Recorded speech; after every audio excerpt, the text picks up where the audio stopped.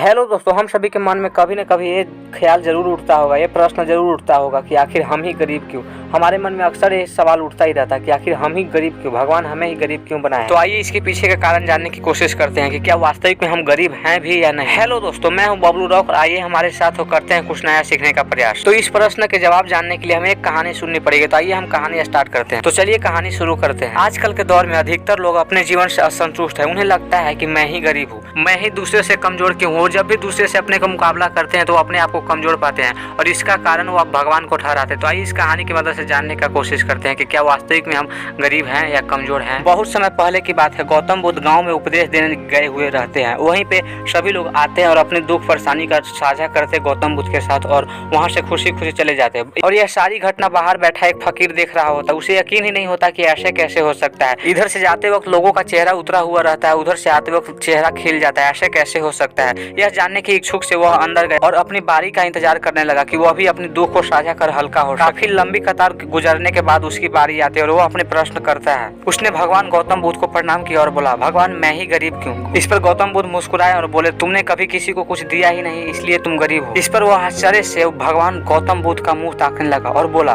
भगवान मेरे पास कुछ देने के लिए है ही नहीं, मैं बड़ी मुश्किल से गुजारा कर पाता हूँ और कभी कभी तो भूखे ही सोना पड़ता है, इतना गरीब हूँ मैं।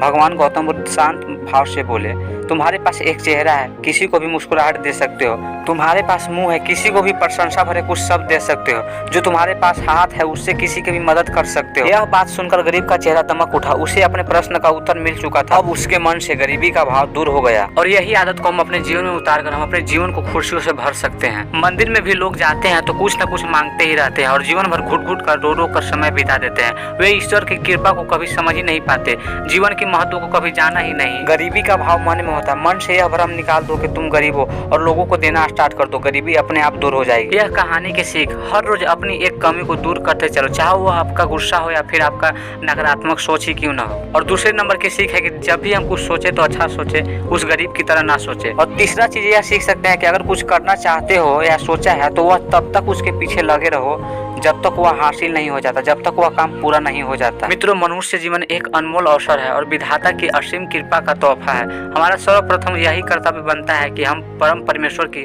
इमारतों को समझे, ईश्वर की कृपा को जानने की कोशिश करें। और इसका सबसे आसान तरीका है खुद को समझना, हमारा अस्तित्व क्या है, हमारा लक्ष्य क्या है, हमारा कर्म क्या है। दरअसल जिसके पास इतना कुछ हो सकता है वो कैसे गरीब हो सकता है।